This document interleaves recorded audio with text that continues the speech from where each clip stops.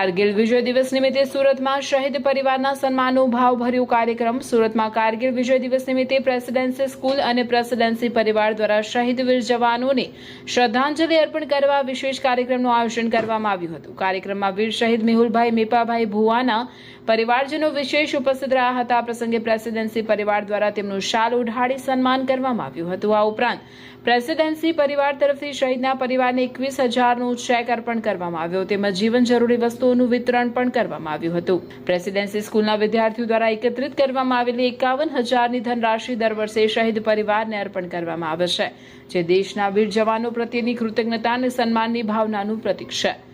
Reporter Naitik Reshamwala, Surat. Natubhai Kariya, trustee presidency school.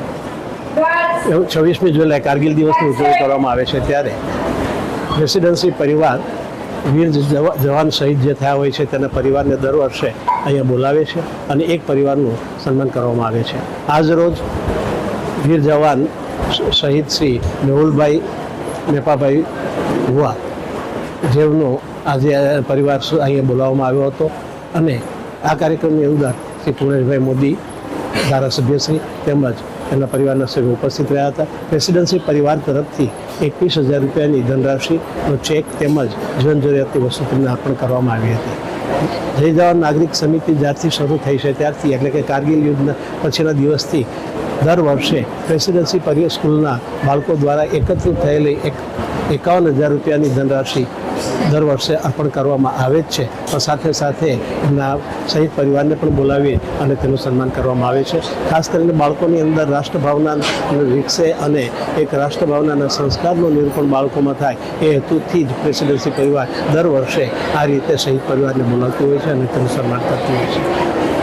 કોઈ પણ સમાજ કોઈ શહીદનો ઋણ ક્યારેય ચૂકવી શકવાનો નથી, એની ખોટ એના પરિવારને ક્યારેય પણ પૂરી પાડી શકવાનું નથી, પરંતુ એક સહાનુભૂતિ પણ એની એક હૂંફ આપવા માટે આવા કાર્યક્રમનું આયોજન કરવામાં આવતું હતું. 26 જુલાઈ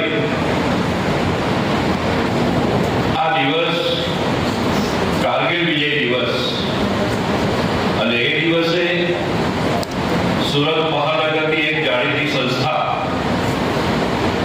જય જવાન જય કિસાન નાગરિક સમિતિ એમના દ્વારા